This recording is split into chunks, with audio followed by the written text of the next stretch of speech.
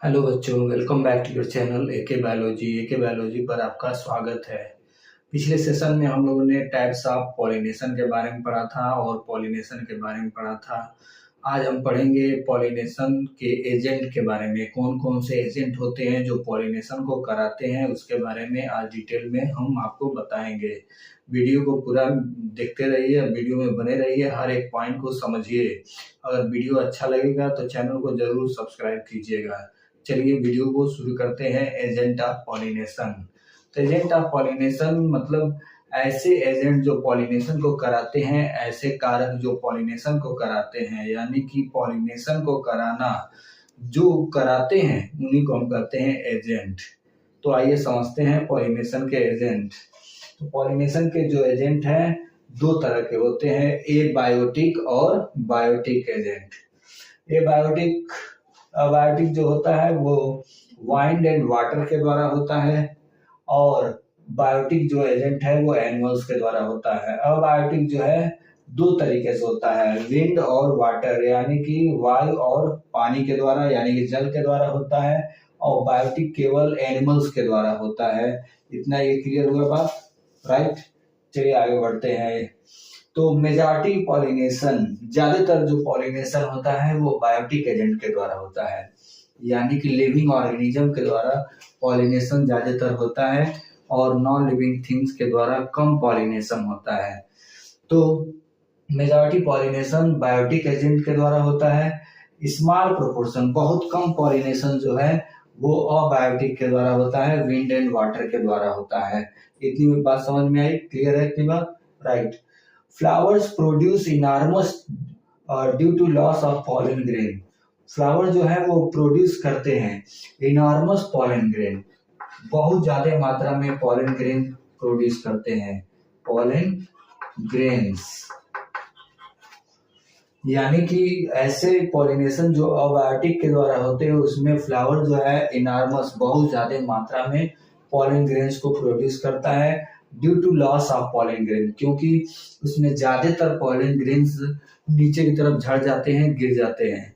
जैसे मान लीजिए एक फ्लावर है और वो ओपन है उसका स्टामेन, और उसमें लगे हुए हैं पॉलन ग्रेन्स, तो ज्यादातर जो पॉलन ग्रेन्स हैं बहुत ज्यादा मात्रा में प्रोड्यूस करता है, क्योंकि हवा के द्वारा, वायु के द्वारा, विंड के द्वारा वो जाता है दूसरे फ्लावर के ऊपर और जा करके उस पर बैठता है, तो पॉलिनेशन होता है। यदि उसमें से नहीं बैठता है तो पॉलिनेशन नहीं होगा, तो ज्यादातर जो पॉलन ग्रेन्स हैं वो नीचे की तरफ गिर जाते हैं।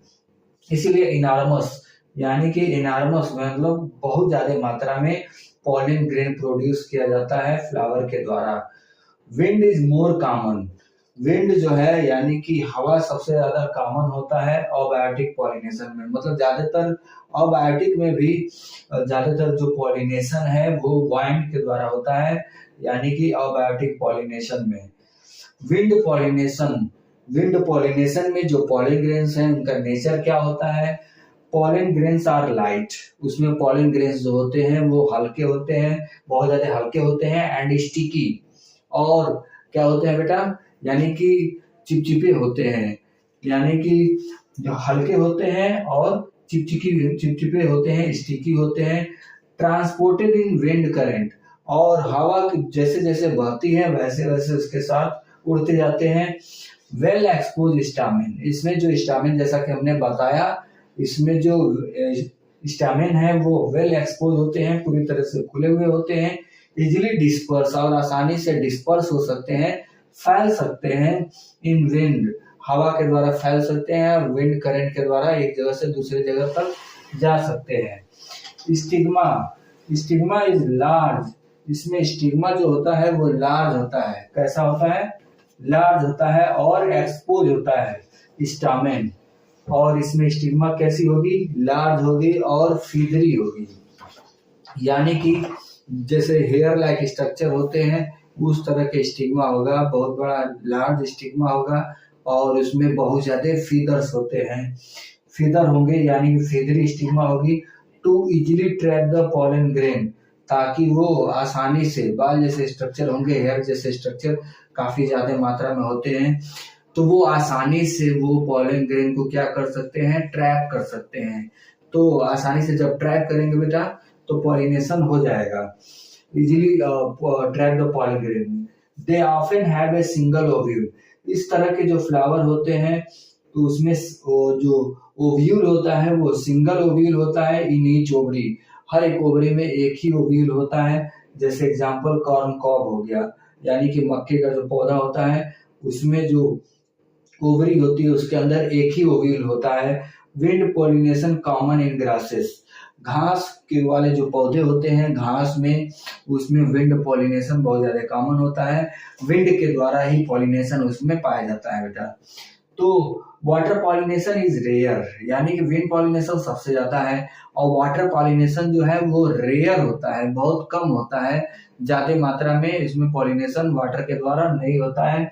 अबाउट 30 जेनरा, लगभग 30 जेनरा में मोस्टली मोनोकोटिलीडॉन में वाटर पॉलिनेशन होता है, यानी कि वाटर के द्वारा पॉलिनेशन किया जाता है। वाटर ही एजेंट का काम करता है पॉलिनेशन का। एग्जाम्पल हो जाएगा इसका algae bryophyte and pteridophyte. Algae bryophyte और टेरिडोफाइट में वाटर के द्वारा पॉलिनेशन होता है। वाटर पॉलिनेटेड प्लांट कौन से हैं, यानी कि वाटर के द्वारा पॉलिनेशन कैसे प्लांट के द्वारा होता है, तो वैलिस्नेरिया और हाइड्रिला में। वैलिस्नेरिया एक प्लांट है और हाइड्रिला प्लांट में वाटर पॉलिनेशन होता है, वाटर के द्वारा पॉलिनेशन होता है। वैलिस्नेरिया और hydrilla grow in fresh water and several, और ये जो है फ्रेश वाटर में ग्रो करते हैं। सेवरल मरीन, कुछ जो है मरीन होते हैं। मरीन का मतलब होता है समुद्री, जैसे कि सी ग्रासेस और जोस्टेरा। सी ग्रासेस जोस्टेरा यानी कि समुद्री घास होते हैं जिसका नाम है जोस्टेरा। वो उसमें जो पॉलिनेशन होता है वो समुद्र के वाटर में होता है, यानी कि ओशन वाटर के अंदर होता है। Water lily and hyacinth, water lily और हाइसिंथ जो होती है, flowers are emerge above the level of water, यानी कि जो फ्लावर होते हैं वो वाटर के लेवल के ऊपर आ जाते हैं, emerge level of water and pollinated bye insect और विंड। और पॉलिनेशन इसमें इंसेक्ट और विंड के द्वारा होता है बेटा। Female flower reach the surface of water bye long stock. जो वैलिस्नेरिया है उसमें फीमेल फ्लावर जो है वो पहुंच जाते हैं सरफेस ऑफ वाटर, यानी कि वाटर के सरफेस पर एक लॉन्ग स्टॉक के द्वारा, एक लंबे स्टॉक के द्वारा वैलिस्नेरिया में जो फीमेल फ्लावर होता है वो पहुंच जाता है वाटर के सरफेस के ऊपर। पॉलन ग्रेन्स आर रिलीज्ड, और पॉलन ग्रेन्स जो है वो रिलीज कर दिए जाते हैं on the surface of water. किसके ऊपर? सरफेस ऑफ वाटर के ऊपर पॉलन ग्रेन्स जो है वो रिलीज कर दिए जाते हैं। तो जब दोनों ही वाटर के सरफेस पे आ जाएंगे, यानी कि फीमेल फ्लावर के जो stock, long stock like structure जो होगा उसकी वजह से उस वाटर के सरफेस पे वो आ जाएगा और पॉलन ग्रेन भी उस वाटर के सरफेस पे आ जाएगा। दे carried passively by water current, और ये कैरिड हो जाते हैं वाटर करंट के द्वारा, यानी कि वाटर के जो वाटर है उसके साथ वो बहते हुए चले जाते हैं और पॉलन ग्रेन्स बहते हुए चले जाते हैं और स्टिग्मा के पास पहुंच जाते हैं और पॉलिनेशन हो जाता है। इसके बाद समझते हैं सम इवेंचुअली रीच द स्टिग्मा, कुछ उसमें से स्टिग्मा के पास पहुंच जाते हैं और पॉलिनेशन अचीव हो जाता है, यानी कि पॉलिनेशन हो जाता है। इन सी ग्रासेस में जो स्टेरा है हमने बताया, फीमेल फ्लावर रिमेन सबमर्ज। जो female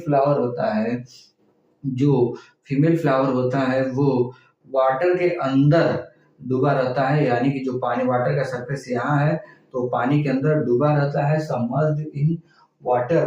pollen grains are release inside the water, उसी के अंदर पॉलन ग्रेन्स भी रिलीज हो जाता है, फ्लावर भी उसी के अंदर और पॉलन ग्रेन्स भी वाटर के अंदर रिलीज हो जाता है और पॉलिनेशन हो जाती है वाटर के अंदर ही, सी ग्रासेस में, यानी कि जोस्टेरा में। Pollen grains in many species, बहुत सारे स्पेसीज में जो पॉलन ग्रेन होता है वो लॉन्ग रिबन लाइक, लंबा सा एक रिबन लाइक स्ट्रक्चर होता है, कैरिड बाय वाटर, वो कैरी किया जाता है वाटर के द्वारा एंड अचीव पॉलिनेशन, और पॉलिनेशन हो जाता है, यानी कि लंबे से रिबन लाइक स्ट्रक्चर होता है वो लंबे से होते हैं और वाटर के द्वारा वो पहुंच जाते हैं स्टिग्मा के पास और पॉलिनेशन हो जाता है। वाटर पॉलिनेटेड स्पेसीज, वाटर जो पॉलिनेटेड स्पेसीज हैं, पॉलन ग्रेन्स प्रोटेक्टेड, जो पॉलन ग्रेन है उसको सड़ने से बचाने के लिए, खराब होने से बचाने के लिए उसके ऊपर एक प्रोटेक्टिव कवरिंग होती है म्यूसिलेज का। किसका कवरिंग होता है बेटा? ये याद रखने वाली पॉइंट है, यानी कि म्यूसिलेज का एक कवरिंग होती है, म्यूसिलेजिनस कवरिंग होती है, ताकि पॉलन ग्रेन्स जो है वो खराब ना हो, उसको प्रोटेक्ट करने के लिए म्यूसिलेज की कवरिंग होती है। इतना समझ में आ गया? राइट। नेक्स्ट आगे बढ़ते हैं। Both wind and water pollinated, दोनों ही, चाहे विंड है चाहे वाटर पॉलिनेटेड, दोनों ही फ्लावर्स न तो कलरफुल होते हैं और न ही उसमें कोई नेक्टर होता है, यानी कि मकरंद नहीं होता है, कोई भी रस उसके अंदर नहीं होता है, क्योंकि इनका जो पॉलिनेशन है वो इंसेक्ट के द्वारा नहीं कराया जाता है। वीडियो में बने रहिए और आगे बताते हैं पॉलिनेशन बाय द एनिमल्स। चलिए अब समझते हैं animal as pollinating agent. Animal कैसे पॉलिनेटिंग एजेंट के रूप में काम करते हैं, कौन कौन से एनिमल्स होते हैं जो पॉलिनेटिंग एजेंट के रूप में काम करते हैं। बेटा वीडियो पे एकदम बने रहिए, वीडियो हर एक पॉइंट को समझिए। जब तक हर एक पॉइंट को नहीं समझेंगे तो आप बोर्ड में गलती कर सकते हैं, बोर्ड एग्जाम में गलती करने के चांसेस बढ़ जाते हैं। इसीलिए वीडियो को पूरा स्टार्टिंग से लेकर के और लास्ट तक वीडियो को देखते रहिए। यदि वीडियो आपको अच्छा लगेगा तो चैनल को जरूर सब्सक्राइब कीजिए, और चैनल को अगर आप सब्सक्राइब करते हैं तो हमको मोटिवेशन मिलता है और आगे वीडियो बनाने के लिए। तो चलिए आइए टॉपिक पे चलते हैं।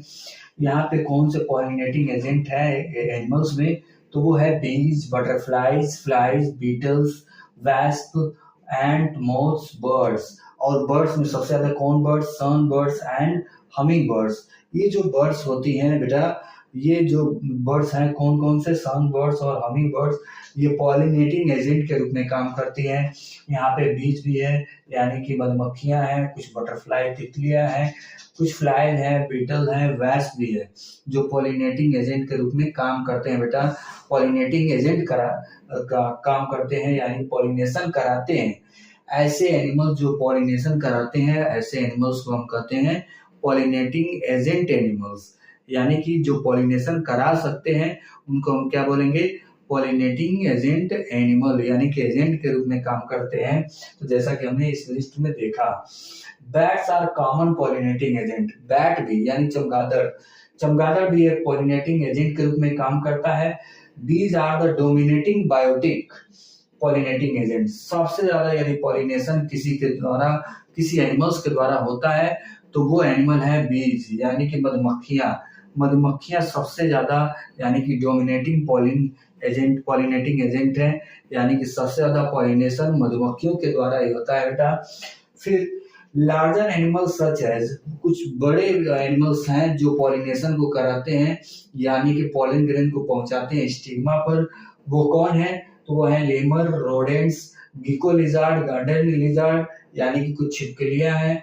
और ये जो है पॉलिनेटर के रूप में काम करते हैं कुछ स्पेसीज में, कुछ फ्लावर वाले, कुछ अलग तरह के प्लांट के स्पेसीज में, जो फ्लावरिंग प्लांट है उनमें पॉलिनेटर्स के रूप में काम करते हैं। Insect pollinated flowers are large, जो इंसेक्ट पॉलिनेटेड फ्लावर्स हैं, जैसे मान लीजिए बेटा किसी अट्रैक्ट करने के लिए, किसी इंसेक्ट को अट्रैक्ट करने के लिए फ्लावर्स को कैसा होना चाहिए? एकदम अट्रैक्टिव होना चाहिए, यानी चमकदार होना चाहिए, उसमें नेक्टर होना चाहिए और उसमें ऑर्डर होना चाहिए, यानी कि सुगंधित होना चाहिए, तभी तो उसके पास जाएगा इंसेक्ट वहां से नेक्टर लेने के लिए, सुगंध लेने के लिए। तो इंसेक्ट जो पॉलिनेटिंग फ्लावर्स होते हैं आर लार्ज, वो बहुत बड़े होते हैं, दूर से दिखाई दे जाते हैं। कलरफुल होते हैं, यानी कि बहुत ज्यादा कलर उसमें होता है। फ्रेग्रेंट, यानी कि सुगंधित होता है, महक बहुत ज्यादा होता है, हमने जैसे बताया।